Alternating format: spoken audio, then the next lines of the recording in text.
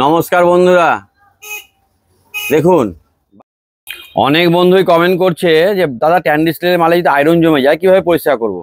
তো এই বালতিটি আমার ছাদ বাগানে আমি ব্যবহার করি, গাছে জল দিই। খুব আয়রন জমে গেছে, আর খুব কম খাটনিতে খুব সহজে কীভাবে আয়রনটা পরিষ্কার করে দিচ্ছি, ভিডিওটা দেখুন, তাহলে বুঝতে পারবেন। কোনো খাটনি ছাড়াই আয়রনটা পরিষ্কার হয়ে যাবে। প্রথমে যেটা দিচ্ছি এটা মিউরিটিক অ্যাসিড, বাথরুম ক্লিনার বললে দিয়ে দিবে, মুদির দোকানে পেয়ে যাবেন। মুদির দোকানে গিয়ে বলবেন, অনেকেই বলছেন দাদা মিউরিক অ্যাসিড পাচ্ছি না। মিউরিটিক অ্যাসিড না বলে আপনি বলবেন যে বাথরুম ক্লিনার, তাহলেই মুদির দোকানে আপনি পেয়ে যাবেন। অ্যাসিডটা নিয়ে এসে অ্যাসিডের বোতলের মাথায় ছুঁচ দিয়ে একদম পাতলা একটা ছিদ্র করে নেবেন, দিয়ে অ্যাসিডটি আস্তে আস্তে ওই পিচকারির আকারে বালতিটার গায়ে এভাবে দিতে হবে। যে জিনিসটা পরিষ্কার করবে তার গায়ে এভাবে দিতে হবে। বেশি পরিমাণ অ্যাসিড ঢেলে দিলে কাজটা ভালো হবে না, অ্যাসিডটাও নষ্ট হবে, কাজ ভালো হবে না। আর আমি যেভাবে দেখাচ্ছি এইভাবে আপনার অল্প অ্যাসিডে কাজ ভালো হবে। সমস্ত জায়গায় ডাইরেক্ট অ্যাসিডটা গিয়ে পড়লে নোংরাটা উঠাতে সুবিধা হবে। এইভাবে পিচকারির আকারে অ্যাসিড দিয়ে দেওয়ার পর আমি কিন্তু সহজেই বালতিটা পরিষ্কার করে দেবো। ভিডিওটা স্কিপ করবেন না, তাহলে বুঝতে পারবেন না। দেখুন এবার কি করছি, স্কচ ব্রাইট দিয়ে হালকা করে খালি বুলিয়ে দিচ্ছি। আর অ্যাসিড দেওয়ার সময় একটা কথা মাথায় রাখবেন, যে অ্যাসিড দিয়ে বেশিক্ষণ রাখবেন না। 1-8 মিনিটের মধ্যে জল দিয়ে ধুয়ে নেবেন। ট্যান্ডিস্টেলের মালে না উঠলেও জল দিয়ে ধুয়ে নেবেন, পুনরায় অ্যাসিড দেবেন। দেখুন আমি কি করছি, এখানে অ্যাসিড লাগানোর পরে কি করলাম, স্কচ ব্রাইট দিয়ে হালকা করে বুলিয়ে নিয়ে দেখুন জল দিয়ে ধুয়ে ফেললাম।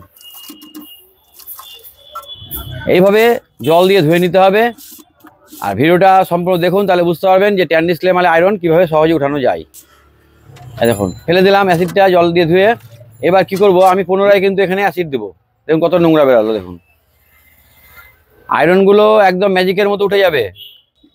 এই দেখুন আবার ওই ফিনকি আকারে, মানে পিচকারির আকারে ফিনকি হয়ে দেখুন পড়ছে। এইভাবে আপনাকে দিতে হবে অ্যাসিডটা, তাহলে কাজটা ভালো হবে। হড়হড় করে ঢেলে দিলে কিন্তু ওতে কাজটা ভালো হবে না, অ্যাসিডটাও আপনার খরচা বেশি হবে।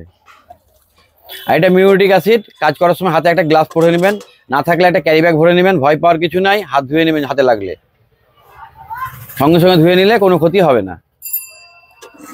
তো দেখুন অ্যাসিডটা লাগানো হয়ে গেল। এবার স্কচ ব্রাইট দিয়ে আমি হালকা করে খালি বুলিয়ে নেব। আর যে জায়গাটায় হয়তো আয়রন একটু বেশি আছে সে চাপ দিতে হবে একটু, সেরকম ঘষা মাজার কোনো ঝামেলাই থাকলো না। আর আপনি যদি এটা অ্যাসিড না দিয়ে করতেন তাহলে কিন্তু আপনার একবেলা শেষ হয়ে যেত ঘষতে, তা উঠাতে পারতেন না। এই দেখুন পুরো আয়রনটা আলগা হয়ে গেল। যে জায়গায় একটু লেগে আছে সেগুলো একটু আমি চেপে ঘষে দেবো। দেওয়ার পরে কি করছি ভিডিওটা সম্পূর্ণ দেখুন, তাহলে বুঝতে পারবেন। স্কিপ করবেন না, তাহলে কিন্তু বুঝতে পারবেন না। এই দেখুন ভিতরটা হয়ে গেল। এইবার বাইরে সেরকম অ্যাসিড নাই, আয়রন নাই, তবুও দেখুন ধারে ধারে আয়রন জমে আছে, আর নিচের দিকে আয়রন আছে।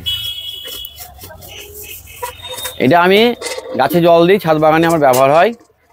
তো দেখলাম যে আয়রন, অনেকে কমেন্ট করছে দাদা ট্যান্ডিস্টেলের মালে আয়রন কীভাবে তুলবো।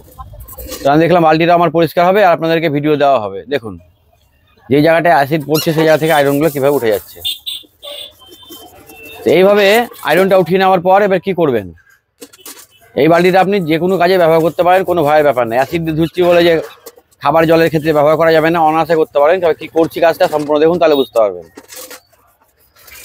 অ্যাসিড দিয়ে আয়রন আমার কিন্তু পুরো পরিষ্কার হয়ে গেল। এবার কি করব, এবার আমি জল দিয়ে ধুয়ে নেব।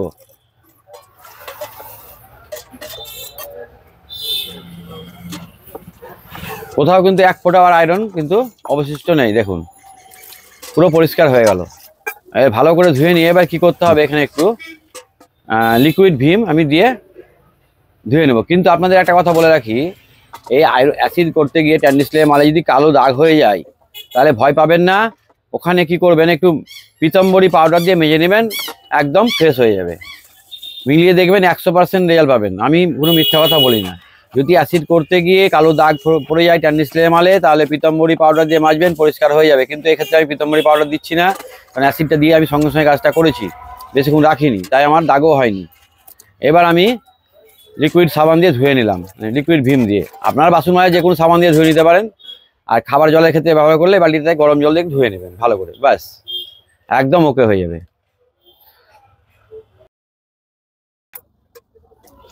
দেখলেন তো কত সহজে একটা বাদ হয়ে যাওয়া বালতিকে আমি পরিষ্কার করে দিলাম।